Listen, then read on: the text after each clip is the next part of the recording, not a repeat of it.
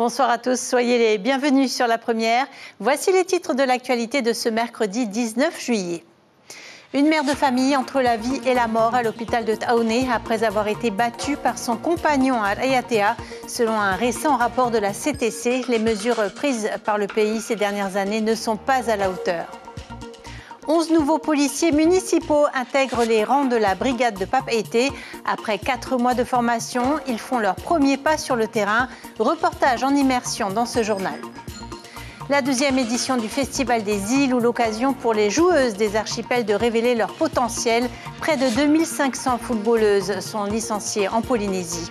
À la veille du mondial de football féminin, nous échangerons avec la directrice générale de la Fédération tahitienne de football. Moeama Mougreg est notre invitée ce soir. Une habitante de Rayatea entre la vie et la mort après avoir été battue par son compagnon. Ce n'est pas un cas isolé. Chaque année, 1500 Polynésiennes sont victimes de violences intrafamiliales. Un récent rapport de la Chambre territoriale des comptes dénonce l'inaction du pays en la matière depuis 2017. Quelle politique le nouveau gouvernement compte-t-il mener concernant les violences conjugales? Élément de réponse avec Nicolas Suire et Patita Savea.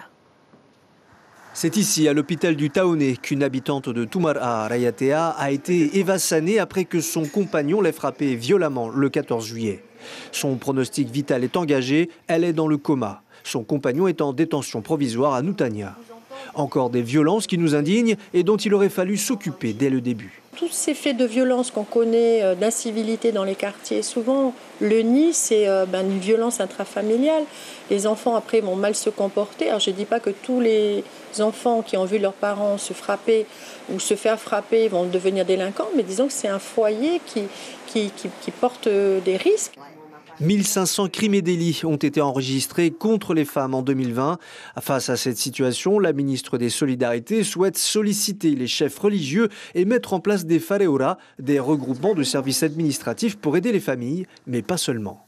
Pour moi, c'est d'arriver, ça je l'ai toujours dit, à tolérance zéro concernant les violences. Mais il n'y a pas que les femmes, ce sont les violences en général.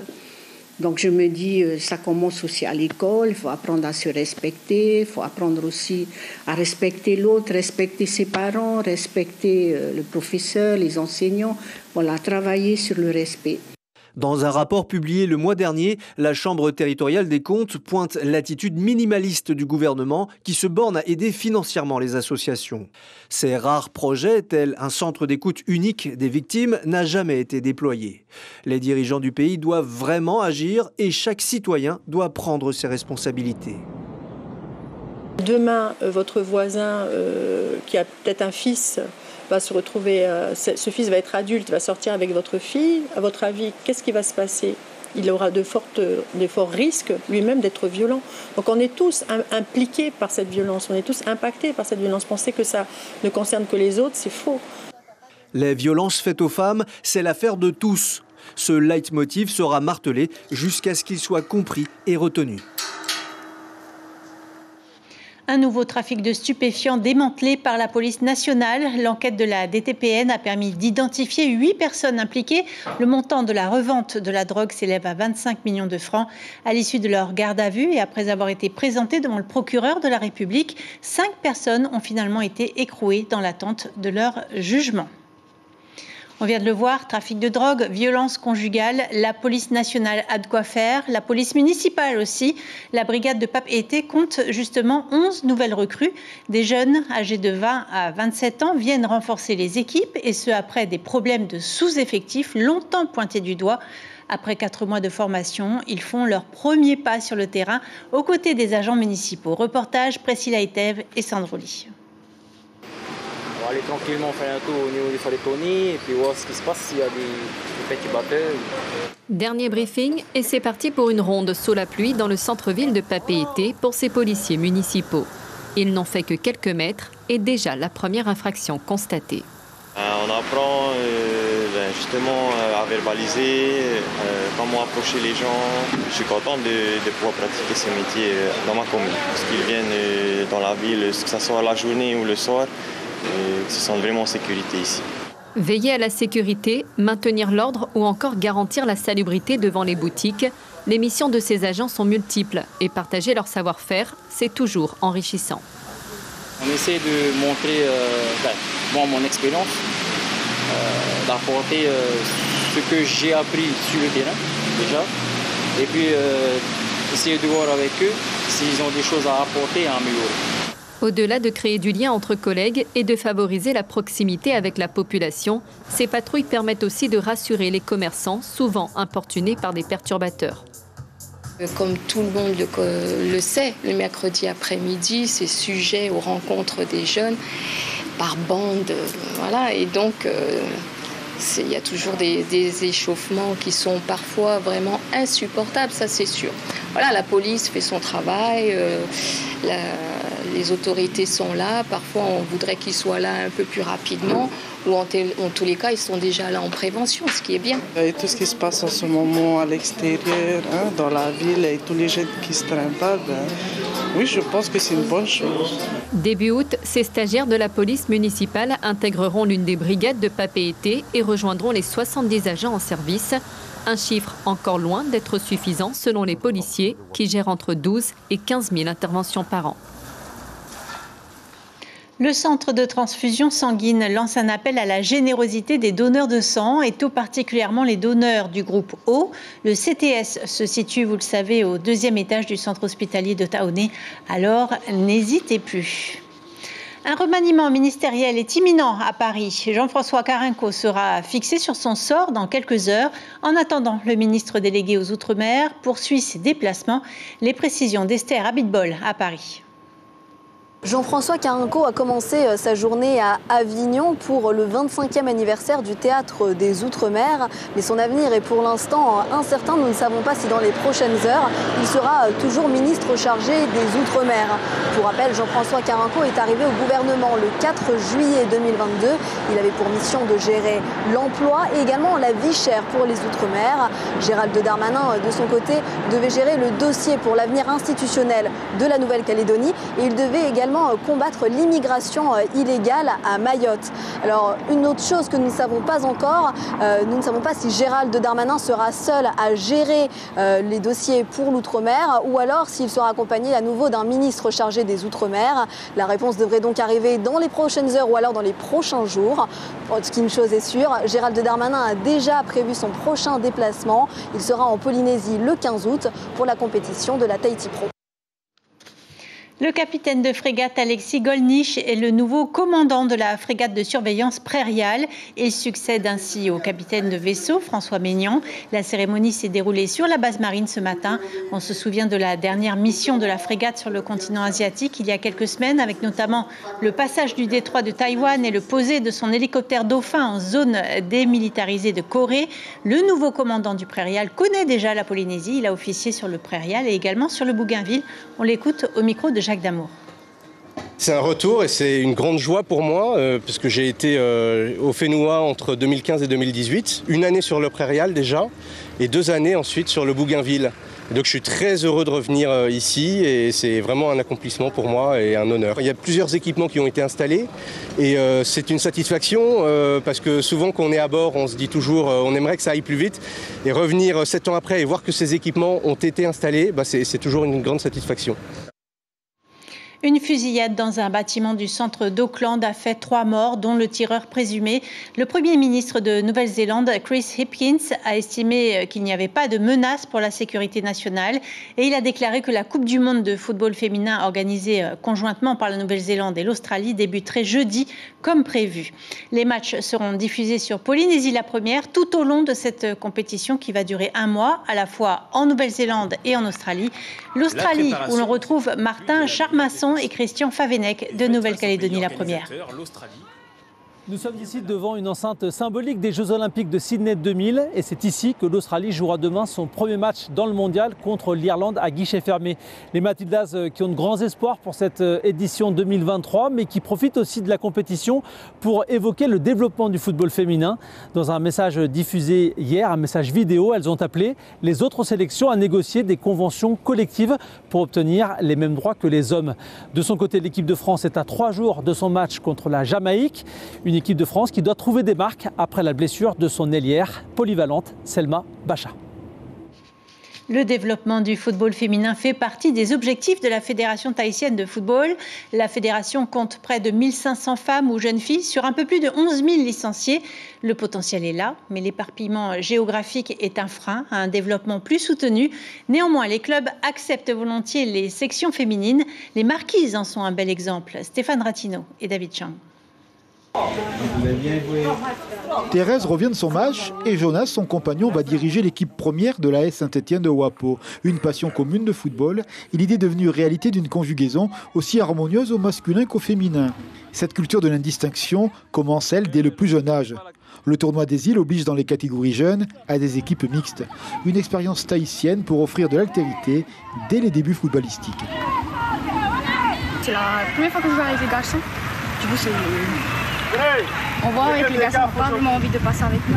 Ils n'ont pas confiance. Ils ont peur qu'on ne fasse pas bien ce qu'ils font. Moi, ça a été difficile de me faire accepter, mais j'ai travaillé dur aussi pour pouvoir me faire accepter par les garçons. Et je pense que c'est un peu aussi quand même l'inconvénient aujourd'hui, mais voilà, avec sur l'aspect mental, les filles aussi, ils arrivent à se faire respecter.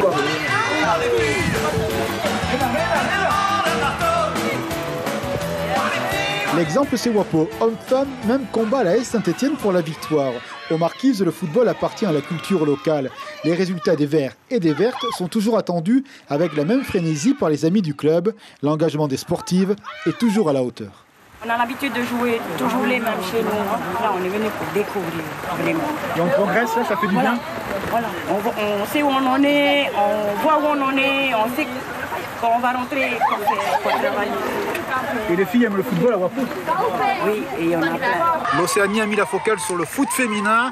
L'OFC a un plan pour 2027. Développement de l'événementiel, mais aussi de la formation des cadres. À Tahiti, c'est une chose sérieuse. À la fédération, on bosse dur sur le sujet. À la fédération tahitienne, réunion de la cellule technique chargée du foot féminin. Les championnats de la saison prochaine se préparent activement avec un but affiché, renforcer l'encadrement technique des équipes féminines. Un programme d'action est mis en place, son nom, Team Building. Un projet qui s'appelle Team Building, l'idée étant de former de jeunes éducatrices avec le diplôme qui s'appelle animatrice fédérale. Donc c'est un diplôme de premier niveau, mais qui permet déjà d'avoir une structuration, une base de travail pour que les mamans, que les grandes sœurs puissent prendre des petites équipes aussi et aider les clubs dans ce développement-là. La Coupe du Monde dans les pays voisins est un atout supplémentaire pour le foot tahitien, surtout si la France brille. Les compagnons des joueuses de Wapo sont prêts à vibrer aux futurs exploits de cette équipe. La parité en football, c'est une plus-value. Ils s'en félicitent chaque jour. Là, en ce moment, j'ai plus de femmes sur le terrain que d'hommes, et même d'enfants. Il n'y a plus de place pour les hommes maintenant. Le foot féminin prend de l'ampleur. Dans la famille de Thérèse et Jonas, tout tourne rond. La photo est joyeuse. Vive le foot, quel que soit son genre. Et oui, vive le foot. Bonsoir Moyama Mougreg, vous êtes directrice générale de la Fédération tahitienne de football. Vous avez créé en 2008 ce festival en souvenir de votre mari, Alphonse Greg. Il a œuvré pour le sport dans les îles. C'est la 12e édition du Festival des îles, à la veille du mondial féminin. C'est un hasard ? Non, ce n'est pas un hasard. Avant tout, bonsoir et merci de m'avoir invité sur le plateau. Bonsoir à la Polynésie française qui nous regarde ce soir. Non, ce n'est pas un hasard. Ce n'est pas un hasard. C'est important ce rendez-vous en Nouvelle-Zélande et en Australie ? Oui, c'est important. Effectivement, c'est la toute première fois qu'on organise une Coupe du Monde en Océanie. C'est très important pour nous. Pour l'instant, en tout cas, il y a environ 8500 licenciés hommes et environ 2500 femmes. Ce n'est pas encore tout à fait l'équilibre dans la fédération. En effet, ce n'est pas encore l'équilibre, étant donné qu'il y a une décision qui a été prise dans les années 2011 d'arrêter la pratique du football féminin.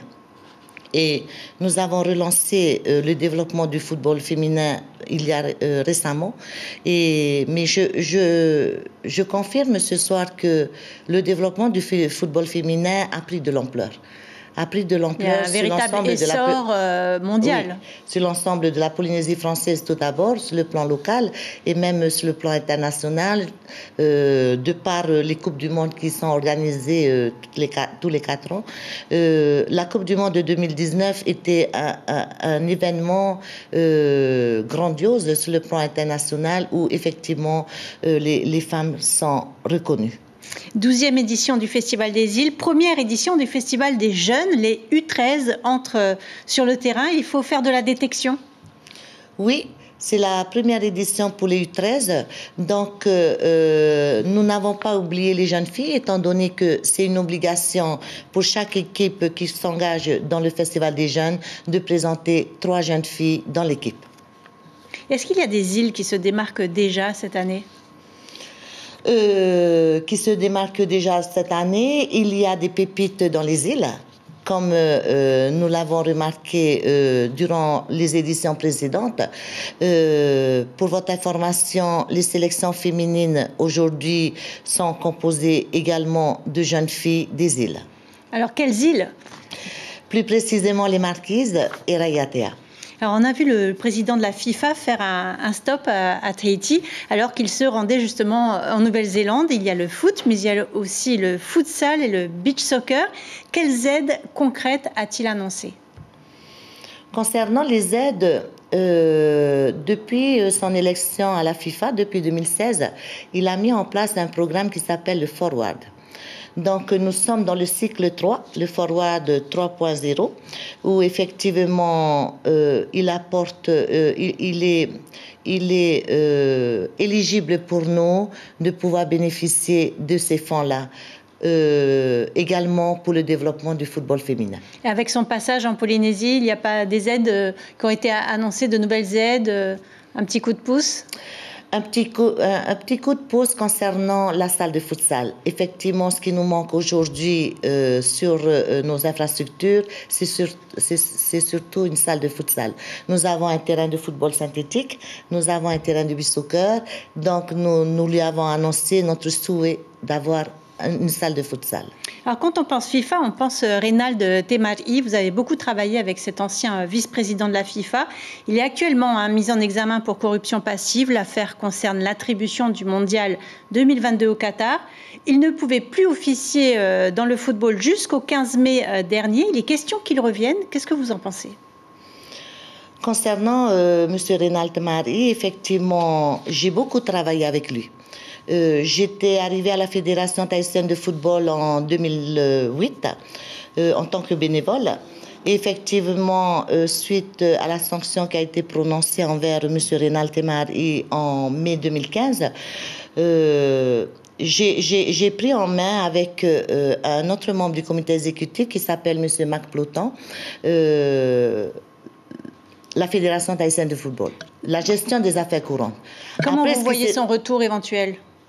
Son retour éventuel, effectivement, nous en avons entendu parler qu'il souhaite revenir à la Fédération tahitienne de football. Je pense que nous sommes en démocratie. Chacun peut revenir.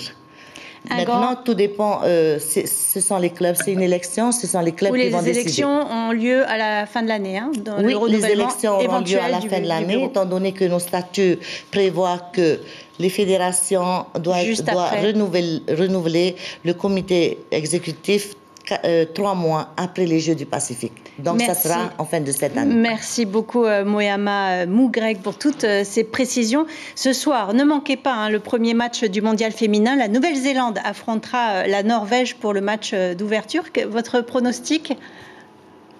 Nouvelle-Zélande. La Nouvelle-Zélande. Merci beaucoup. Les Journées mondiales de la jeunesse se tiendront cette année à Lisbonne du 1er au 6 août. Les catholiques polynésiens seront bien sûr au rendez-vous. 44 jeunes font le déplacement au Portugal en espérant voir le pape François. Mais avant cela, ils iront à Lourdes. Ils participeront aussi aux journées en diocèse fin juillet. Écoutez la ferveur de Félicité à son départ ce matin. Elle répond à Poihere To'oiti. C'est plutôt un moment passé avec le pape, avec les jeunes, se rencontrer entre nous-mêmes, faire des prières ensemble, des chants, apprendre à se connaître avec les autres mondes, partager notre culture avec les autres. C'est ça pour moi le JMJ. Et le Seigneur peut tout donner hein, si vous croyez en lui. Il a une grande grâce. Et c'est pour ça que nous, en ce moment, on part. C'est grâce à lui. On a prié tout le long, on a fait beaucoup d'efforts. Et il nous a aidés dans ce projet. Donc voilà. Raymond Banis nous a quittés à l'âge de 91 ans, médecin dans les îles et chercheur sur la ciguatera. Il a présidé l'association ProScience pendant plus de 30 ans. Une veillée est organisée chez Minshu demain soir. L'inhumation est prévue vendredi après-midi au cimetière chinois d'Arui. Les images à présent de la troupe Huitaraba en pleine répétition. C'est la 6e fois qu'elle participe au Wharereira'a. Lors des années précédentes, une quarantaine de danseurs investissaient la scène. Cette année, pour des raisons économiques, ils sont seulement 8 à s'être déplacés de San Francisco. Ils tiennent avant tout à rendre hommage à Coco Hota Hota. Écoutez le chef de la troupe au micro de Jacques Damour. Vous savez, pour être honnête, tout ce que nous faisons, c'est en l'honneur de Coco Hota Hota. Notre prestation pour le Wharereira'a, c'est comme un hommage que nous lui rendons au travers des chansons et de l'influence qu'il a transmis à notre Pupuri. À travers nos danses, on lui rend toujours hommage à lui, à Temaiva et à tout Tahiti. Je vous rappelle l'information principale de ce journal. Une habitante de Raiatea est dans le coma après avoir été battue par son compagnon le soir du 14 juillet. Chaque année, 1500 Polynésiennes sont victimes de violences intrafamiliales. Un récent rapport de la Chambre territoriale des comptes dénonce l'inaction du pays en la matière depuis 2017. La CTC a formulé des recommandations au lendemain des élections territoriales. Des productions locales au programme de votre soirée sur la première avec 2 documentaires, Les Chœurs du RSMA, puis Truck polynésien, le dernier arrêt. Vous pourrez ensuite suivre le mondial féminin. À la une de Tahiti Info demain, une odyssée contre le plastique. Voilà pour les informations de ce mercredi. On se quitte sur les images du Heiva de Bora Bora avec les Himine de Hanao. Belle soirée sur nos antennes radio, télé et internet. À demain.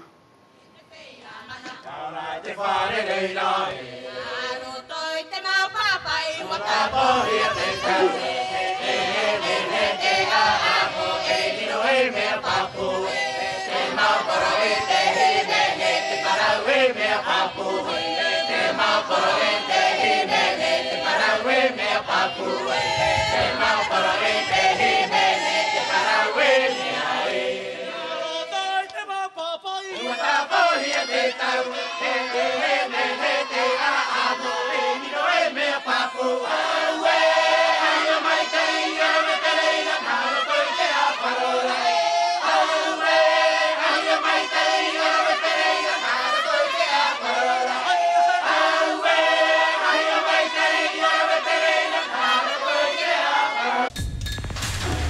L'information en continu sur Polynésie la première, Internet et réseaux sociaux.